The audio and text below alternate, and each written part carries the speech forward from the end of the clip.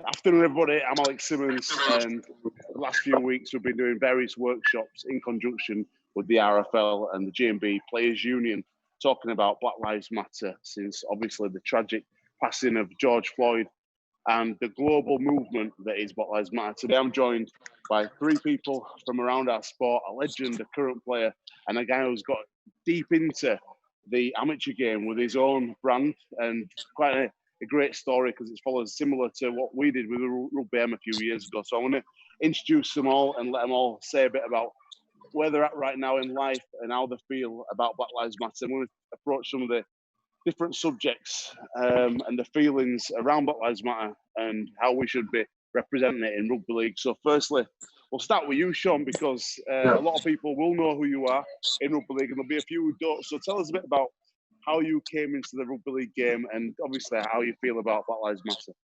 Cool, yeah. So I've always been a bit, camera savvy. I grew up around London in the suburbs, played rugby union my whole life. I moved to Hull for university, and having moved to the north, I just got involved in rugby league just naturally because rugby league is like a religion up in the north. But unfortunately, my playing days were over by the time I got involved. I was 25. I definitely wasn't fit enough to play rugby league, so I thought I can contribute by filming rugby league. And just from filming amateur games and community games, the platform has exploded massively. But in terms of my stance on BLM, I think rugby league has a really important role to play because it's such a community sport. And BLM is obviously highlighting divisions in community.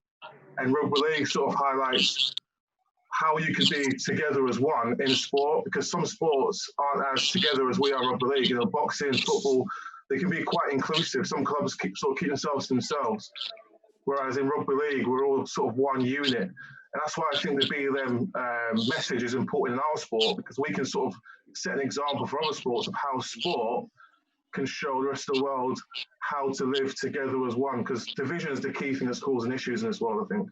The RFL went through a process to release a statement in support of Black Lives Matter. It was quite late, and when they did release that statement with Super League, we saw a lot of racist comments coming from fans. Not obviously not all the fans. We're not saying that for one section, but there was certainly not negativity that surprised me and surprised a lot of players in the workshops. How do you feel racism is at the amateur game level, Shawn? Because you spend most of your time in the amateur game.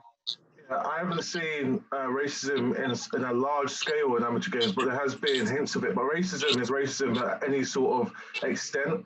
The population, the black population in the UK is only 3%, and that's highly concentrated in London. So when you come out to where rugby league is prevalent in the north, the population is very, very small when it comes to the black community. So some teams only have, the one black player or the two black players, and they could be subject to stereotypical comments, which some people might pass as racial banter, but racism is racism in my eyes, and we need to stamp out this idea of racist banter as being something that we can accept.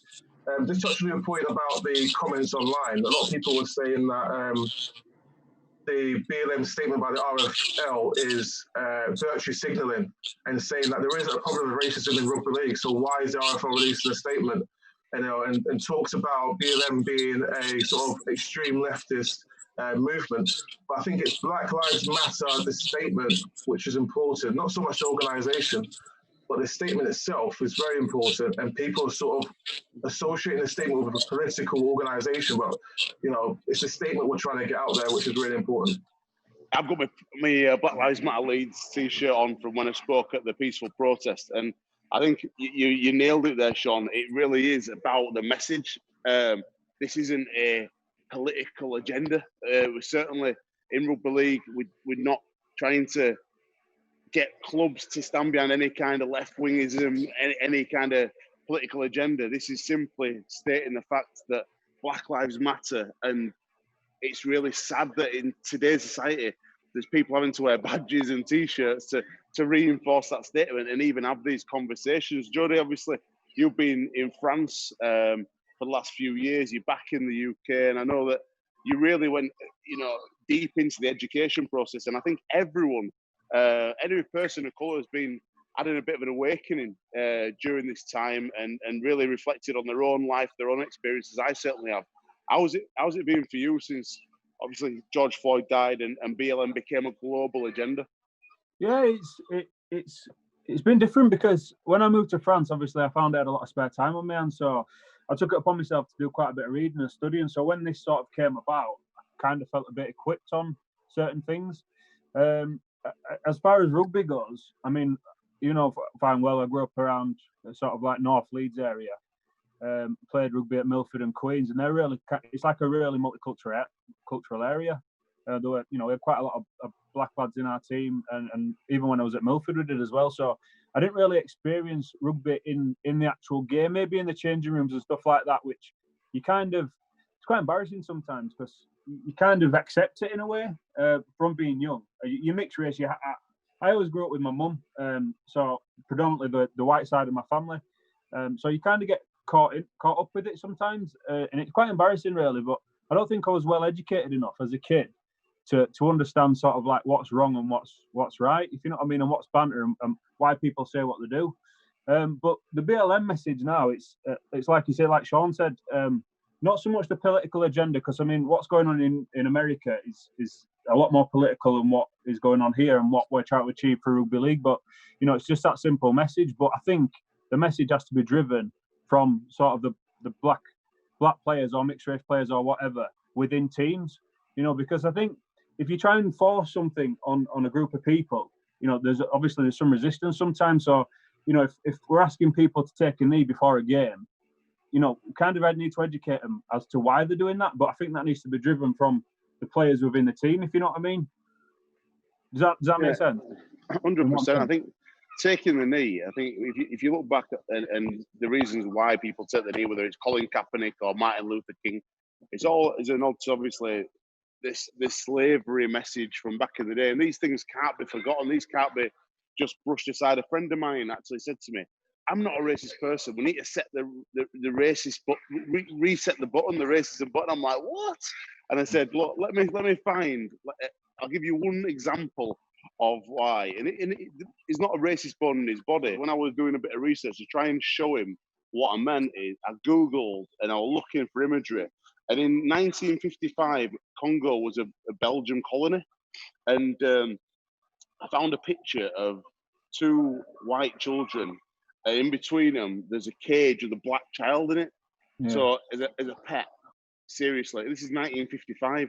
So these two girls will probably now be grandmas. So what have they taught their children and their grandchildren?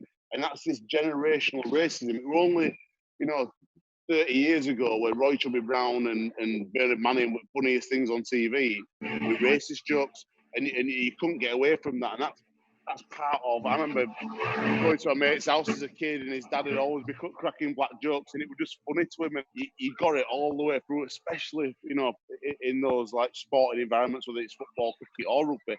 I experienced it in it all, and it's interesting about a united message, because I think in terms of rugby league, we're under a lot of pressure now because our sport is about to start this weekend, and football have set an amazing example. But football have got such a high participation level of black players; it's quite an easy conversation. And I'm a season ticket holder of a Premier League team, and it's like you see a very diverse fan base, and you don't really see that in rugby league. And like you said before, Shawn, it's a parochial sport. It's M62 corridor. I get it.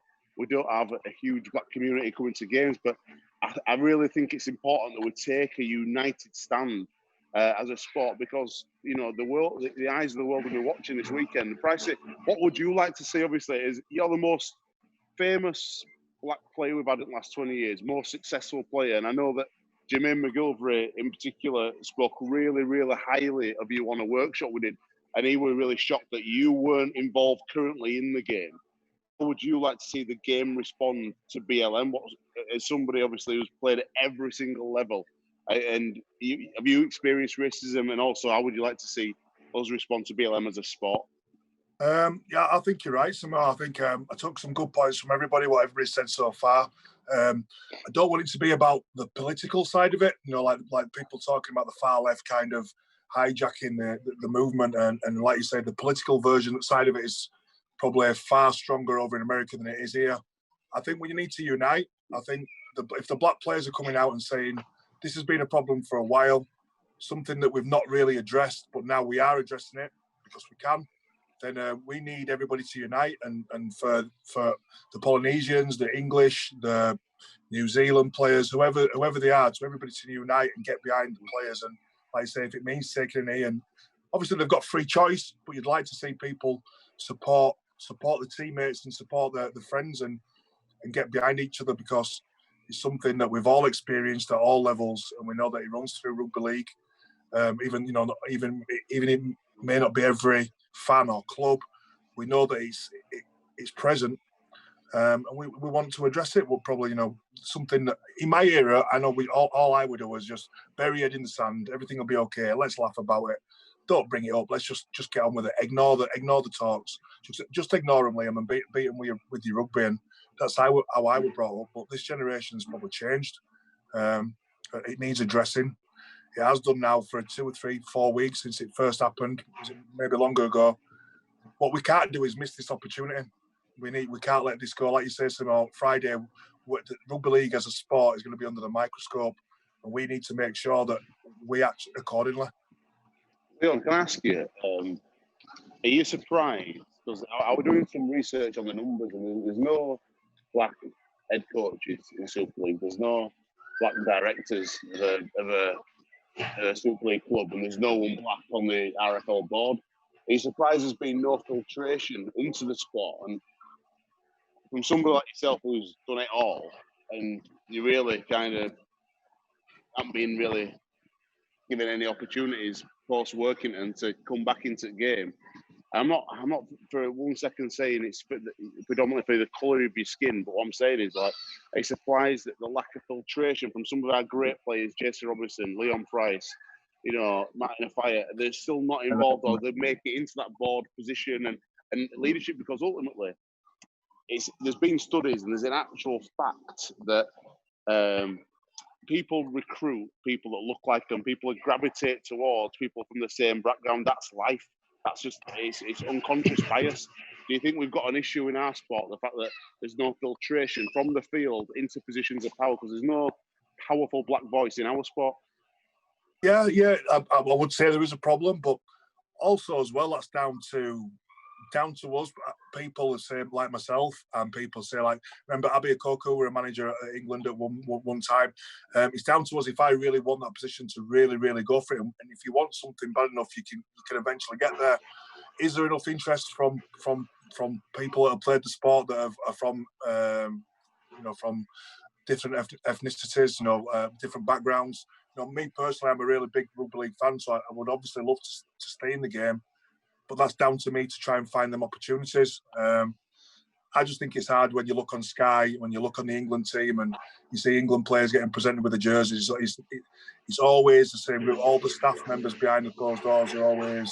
There's nobody that I can relate to. I think education. We're talking about current day players, Joe. Education's got to be the heart of this process. And I know from my job, day-to-day job, I'm head of diversity for a large market agency. We do a lot of training. I want to be doing some workshops with individual clubs who have reached out, which is really, really good to hear. Like Marlon reached out from Salford, Carl Fitzpatrick from Warrington come straight and said, look, we want to do some work, we want to do some education around diversity and Black Lives Matter. And it's great that there's some clubs out there wanting to understand and players asking the right questions. And there's a lot of what's termed to be black allies now. I know Alex Walmsley, James Roby, Luke Gale have spoke really passionately on GMB calls about supporting Black Lives Matter. So I think there's certainly a great wealth of support out there within the playing groups. But do you think it's got to be a one in all? And do you think that we need to do education widespread as a sport? Yeah, definitely. But it's quite touchy, because sometimes I feel like if you force it upon people, it makes it worse.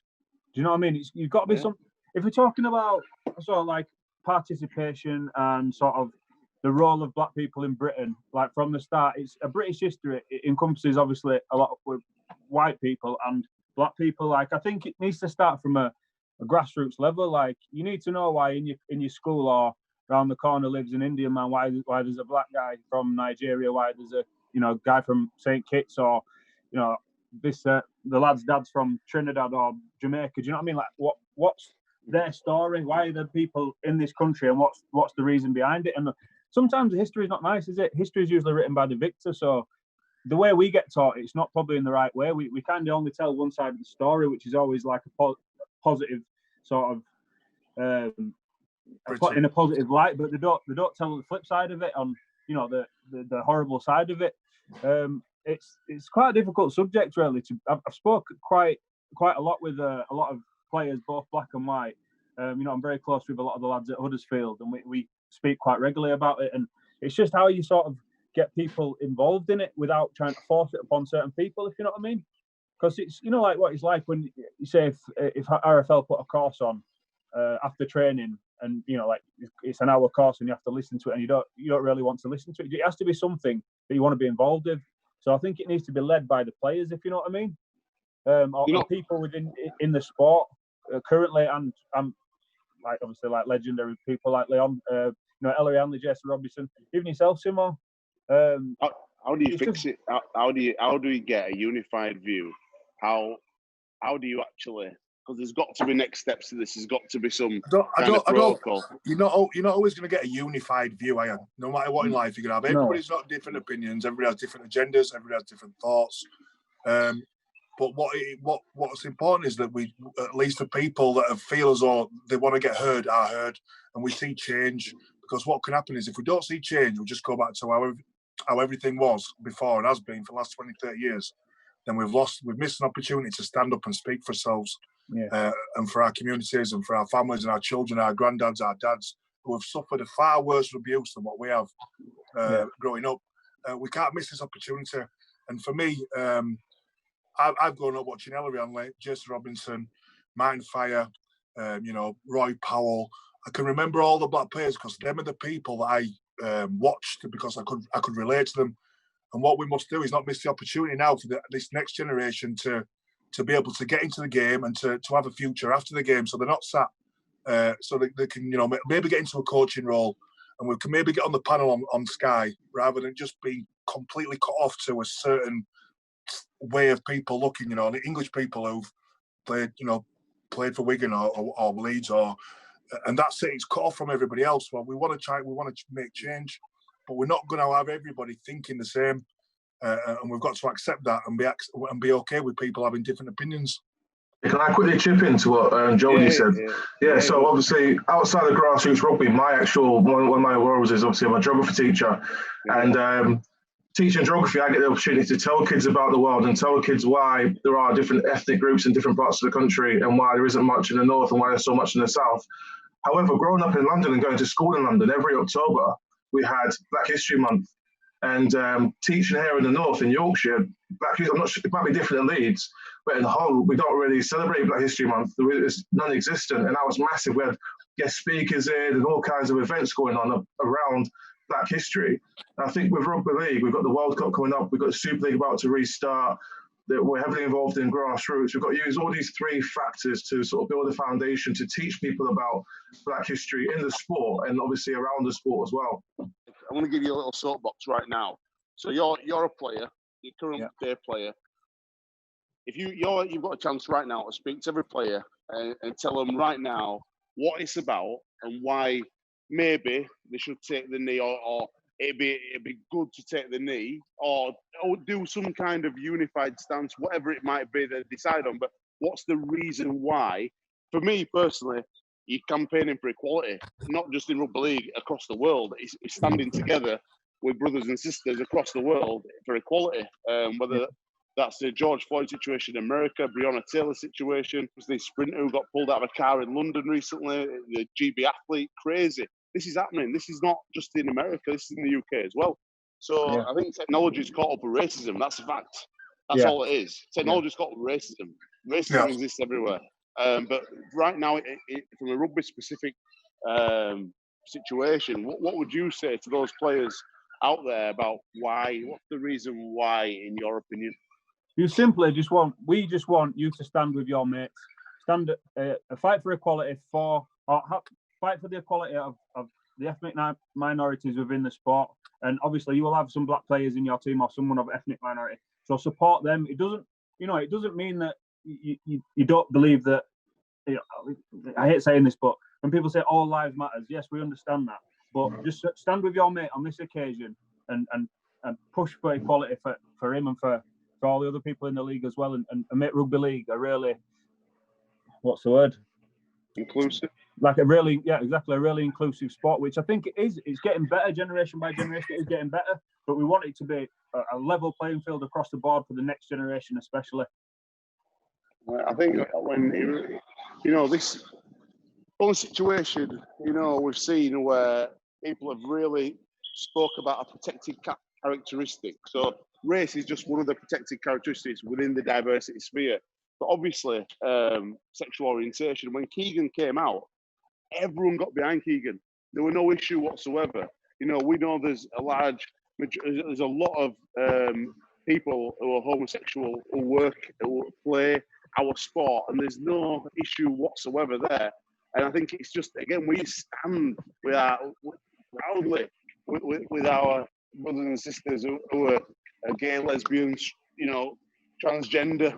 We're totally together on that, and I think it's just another issue. And when that was an issue, the world stood with pride. When the Manchester bombings happened, people said, standing together in Manchester. They didn't say, what about our city? They didn't say that. It said, no, we stand together with Manchester because right now it's Manchester needs our support. It's exactly what Black Lives Matters now. It's just like right now, it's a global movement, and I think everyone needs to get behind it. Leon, the boys are going to walk out this weekend, and do you think this is going to be the start of change? And would you like to see this be carried on till the end of the year and underpinned by a positive action strategy to get real change, not just a tokenistic knee this weekend? Yeah, like you say, I think we do need to see some kind of change. I think the game itself, the game of rugby league, is under pressure to make sure that we stand with the other sports that have supported the Black Lives Matter cause. I don't want it to be too cringy for the boys. I don't want to sound funny, but I want them to be able to feel like they're doing it for the right reason. Don't feel like they should have to take the knee for 25, 30 seconds and stand there. And, I think we're respectful. The way that football did it was, 5 seconds, respectful. It was noticeable and it was effective. People have, like we said, people have got to do it not because they feel like they have to, but because they want to support their friends and teammates. One thing I would like to add about football is football's had kick it out since 1993, and they still feel as a sport they're miles away from where they need to be. So what I'm thinking with rugby league is this is just about ownership. We know where we are. We know that we've got loads of work to do. We know that we're at the start of our journey in diversity, but there's nothing wrong with that. But I think it's got to be the start, and I think that we've got to see this one through, resource it properly, and get the right people in place to really drive some change and inspire. Can I just go to you, Shawn, because Jodie spoke there to the players really well. What do you tell your kids why Black Lives Matter is important? What do you say to the kids in school? How do you word it? I said all lives matter is the new, I'm not racist, but it's obviously saying you're not supporting it. I've just said to them, like, I've come from London. I was never made aware of my race because it's such a mixed society. However, living in Yorkshire, every other week, I'm made aware that I'm black because somebody asked me a stereotypical black question.